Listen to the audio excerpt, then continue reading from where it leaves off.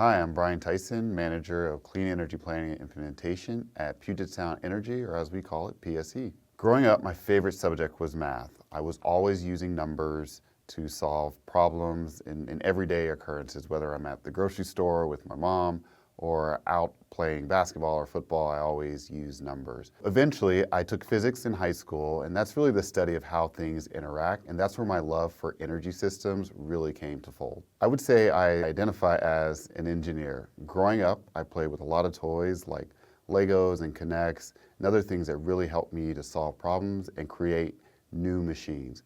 And when I think about the power system, I think about it as the largest machine in the world. It stretches across our state, our country, even the globe. And so what I'm doing now is to really help and create a cleaner version of this largest machine. I've had a lot of experiences that have led me to where I am today. First starts with my high school teacher, Mr. Gandel. He drove an incredible love for electricity and for energy in me because of the incredible tools and experiments that he used. A lot of the projects that we did really got me interested in electricity. And from that, I had an opportunity to work at my local power company, local utility, to really understand more about how power works, how it's created, and how it gets right to my home. In my current job, I work on a plan to bring more clean, renewable energy to our customers. When we think about renewable energy, really think about resources that come from natural sources of energy like wind, sun, water, things like that. And so we're trying to build a plan that brings in more of those resources to our customers. To work as an engineer planning for this clean energy future, one of the critical skills you need is problem-solving skills.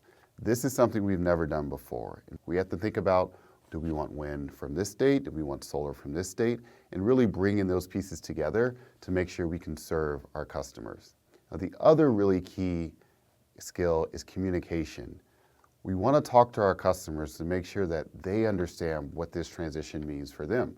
So we go out and ask our customers, what type of burdens are you facing? What are the barriers right now? Because we can't build this plan on our own. We have to talk to experts, we have to talk to scientists, and we have to talk to our customers. Something that really excites me about the work that we're doing is that we're doing something completely new. Historically, we've used a lot of fossil fuel resources and really large power plants to bring energy to our customers.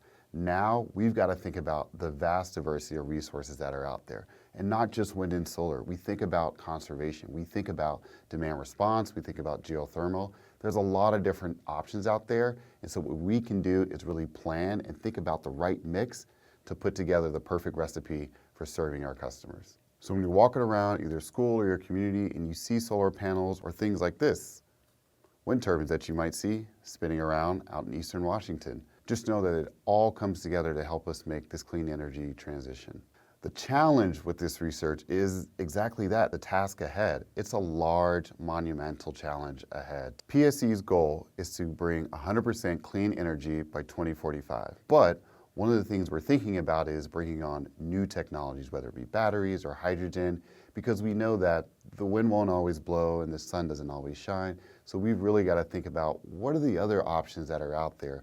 So it truly is an all of the above approach to moving forward in this clean energy transition.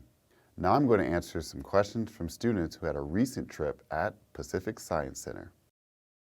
Peyton from the 3rd grade asks, what's your favorite energy? I would say my favorite energy is solar energy for 2 primary reasons. One, I'm from the state of Florida, Sunshine State, and so I love sunshine. But also I love the versatility of solar energy. You can put it out in large fields, you can put it on top of your roof, even vehicles are in development as well. So I really love the versatility and the warm joy that solar energy brings. Daya from the 4th grade asks, which type of energy makes the most electricity? Well, it really depends on the size of the energy source. So for instance, Grand Coulee Hydro Dam can generate enough energy to power over 1 million homes, whereas our wind facilities like Wild Horse can power 60,000 homes, and our other wind facilities can power 500,000 homes. So it really depends on the size of the energy source to begin with. Ethan in the 3rd grade asks, is working with electricity scary?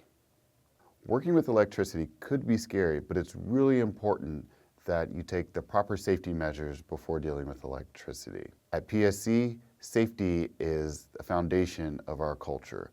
Whether it's a meeting, a field trip, an emergency, we always have personal protective equipment or PPE available to us, whether it's a hard hat or safety glasses or rubber gloves.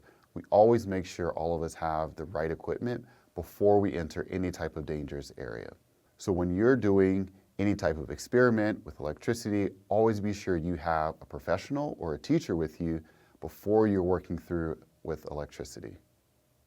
Jordan in the 4th grade asks, how long will it take to make everything clean energy? That is the question. Right now, our goal is to make everything 100% clean energy by 2045, which may seem like a long period of time, but it's only 20 years. So we have a lot of work to do, and there's a large challenge ahead, but it's going to take everyone. And in the end, we know it's going to be impactful for our community, our environment, and for our future. For anyone who might be interested in learning more about engineering, I would recommend just always stay curious, learn something new, and keep asking questions. You may have moments where you're feeling frustrated or feeling very challenged, but be sure to just take a step back, take a deep breath, and keep moving forward, and don't be afraid to ask for help. Thank you so much for watching today. We hope you enjoyed and learned a lot about clean energy. If you're interested to learn more, be sure to look at the link in the description. And remember to stay curious.